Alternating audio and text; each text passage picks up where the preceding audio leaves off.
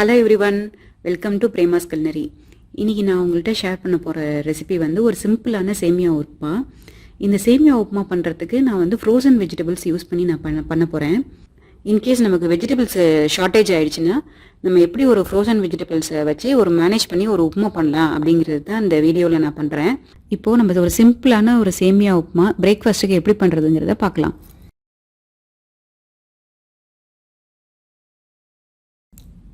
நான் ஒரு கடாயை சூடு பண்ணிவிட்டு அதில் சேமியாவை சேர்த்துறேன். சேமியாவை நல்லா வறுத்துக்குவோம். சேமியா நல்லா மொறுமொறுன்னு ஆகிற வரைக்கும் நல்லா வறுத்துட்டு அதை இன்னொரு பிளேட்டில் மாற்றி எடுத்து வச்சுக்கலாம். ஒரு கடாயில் எண்ணெயை சூடு பண்ணிக்கலாம்.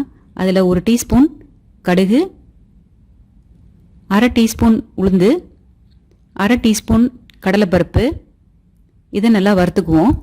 கடுகு நல்லா பொரியட்டும். அதுக்கப்புறம் நம்ம ஃப்ரோசன் வெஜிடபிள்ஸ் நம்ம சேர்த்துடலாம். ஃப்ரோசன் வெஜிடபிள்ஸ் இல்லைன்னா நீங்கள் ஃப்ரெஷ் வெஜிடபிள்ஸ் சேர்க்குறதா இருந்தால் கூட நீங்கள் ஃப்ரெஷ் வெஜிடபிள்ஸ் நீங்கள் சேர்த்துக்கலாம்.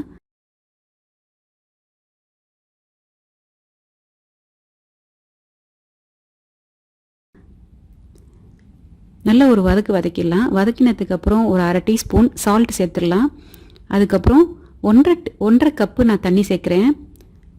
1 கப்பு நான் சேமியா எடுத்துருக்கிறதுனால இதில் 1.5 கப்பு தண்ணி நான் இதில் சேர்த்துக்கிறேன்.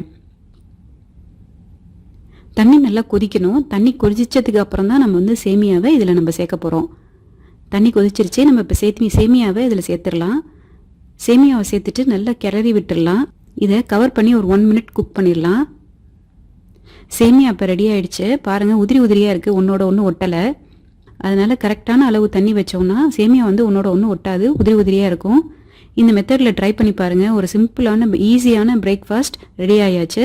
சேமியா உப்புமாவை நம்ம ஒரு கோகனட் சட்னியோட சர்வ் பண்ணலாம். கோகனட் சட்னியோட லிங்க் வந்து நான் டிஸ்கிரிப்ஷனில் கொடுத்துருக்கேன். ட்ரை பண்ணி பாருங்கள். இன்னும் நிறைய இன்ட்ரெஸ்டிங்கான ரெசிபிஸோட அடுத்த வீடியோவில் நான் சந்திக்கிறேன். தேங்க்யூ.